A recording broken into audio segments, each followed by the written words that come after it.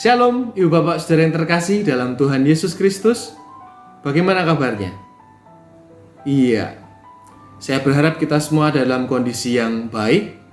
Untuk itu kita akan berdoa terlebih dahulu sebelum kita bersama-sama merenungkan firman Tuhan. Marilah kita berdoa.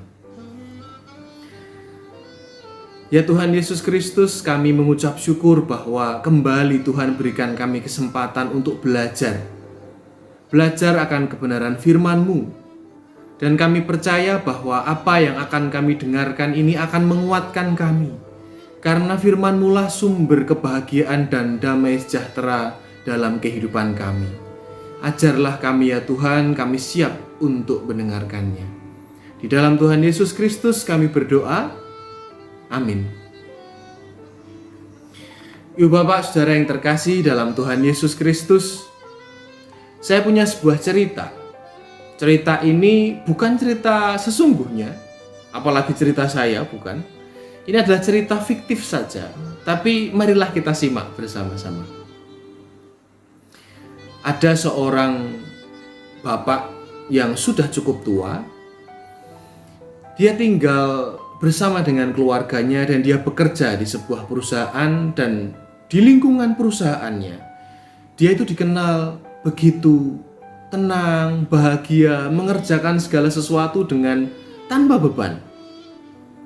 Sehingga dia banyak disukai banyak orang. Dan akhirnya ada seorang muda yang masih energik bertanya kepada bapak itu, "Pak, kalau boleh tahu Pak, kuncinya apa sih Pak? Rahasianya apa? Bapak itu bisa hidup dengan tenang. Bapak itu bisa bekerja dengan ceria. Padahal di sini kan situasinya rumit Pak. Atasan kita itu kadang-kadang suka marah-marah gak jelas."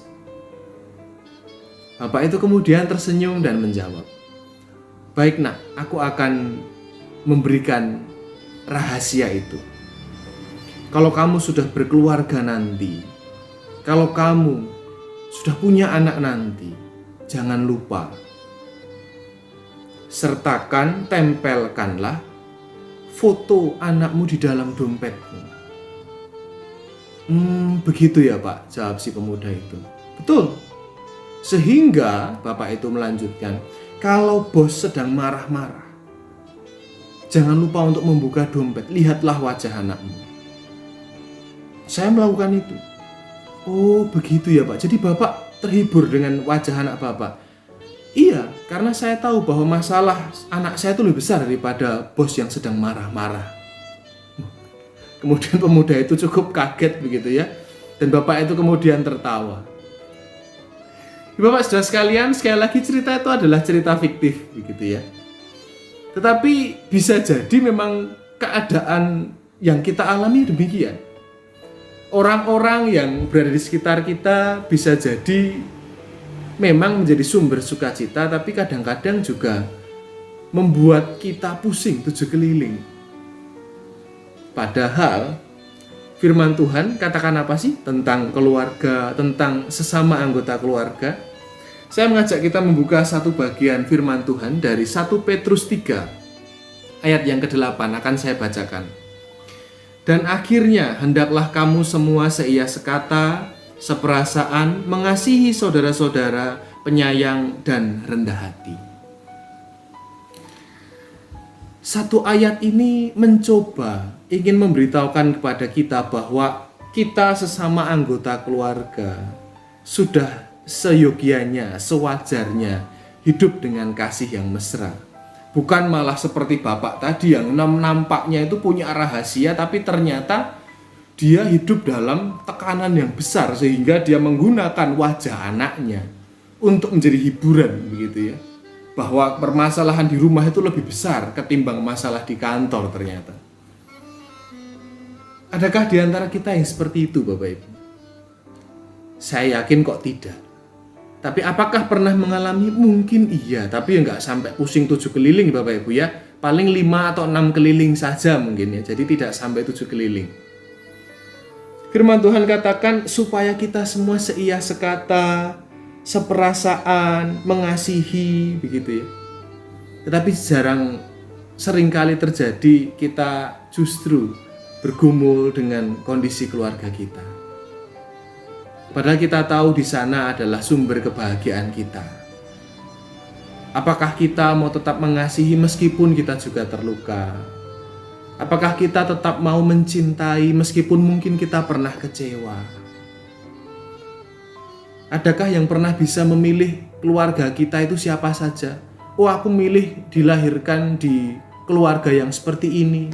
Oh, aku bisa memilih nanti anakku seperti ini. Oh, nanti ibuku seperti ini. Nanti cucuku. Nggak bisa, Bapak Ibu. Seorang yang bernama Desmond Tutu, tokoh Afrika Selatan, dia pernah berkata demikian. Kita itu tidak pernah bisa memilih anggota keluarga kita. Mereka semua adalah anugerah dari Tuhan. Meskipun apa yang kita alami bersama dengan keluarga mungkin berat, tapi jangan sampai pergumulan itu menghentikan cinta kasih kita kepada mereka. Biarlah mereka, wajah-wajah yang kita kenal itu, wajah-wajah yang ada sebagai keluarga kita, justru membuat kita ingin pulang. Ingin segera pulang ke rumah menjumpai mereka. Wajah-wajah yang nampaknya selama ini mungkin bikin pusing. Tapi percayalah itu adalah anugerah dari Tuhan. Dan biarkanlah dalam segala kondisi kita mampu untuk saling mengasihi seia sekata. Meskipun itu tidak mudah. Tetapi ketika kita melihat wajah mereka, cobalah, lihatlah wajah mereka. Bayangkanlah kalau memang saat ini tidak ada bersama dengan Bapak Ibu. Bukankah mereka adalah anugerah yang besar dari Tuhan?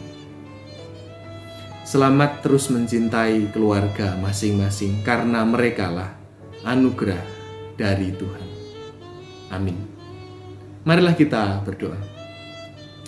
Ya Tuhan Yesus, kami mengucap syukur bahwa saat ini kami diingatkan tentang siapa keluarga kami, siapa kami. Bahwa kami tidak bisa memilih mereka satu persatu, bahwa seakan-akan keluarga ini ada begitu saja. Tetapi ini semua tentunya bukan kebetulan ya Tuhan. Siapa yang menjadi anggota keluarga kami, menjadi pasangan, menjadi orang tua, menjadi anak. Tapi biarkanlah kami melihat mereka sebagai anugerah yang datang darimu. Dan karena itulah kami mampu untuk mensyukurinya. Dan dengan hati yang bersyukur itu kami mampu mengasihi. Kami mampu mengampuni. Kami terus memiliki kerinduan kepada mereka. Ya Tuhan, kami berdoa untuk keluarga kami, untuk anggota keluarga kami yang mungkin dalam pergumulan. Kuatkanlah mereka ya Tuhan. Dan bila kami adalah orang tua yang mendampingi, berikan kami kebijaksanaan dan rahmat-Mu, hikmat-Mu, untuk kami boleh mendampingi, bukan memaksa, bukan mengintervensi, tetapi mendukung setiap mereka. Terima kasih ya Tuhan, terima kasih. Inilah doa kami ya Tuhan, yang kami naikkan di dalam nama Tuhan Yesus Kristus. Amin. Sampai jumpa, Tuhan Yesus memberkati.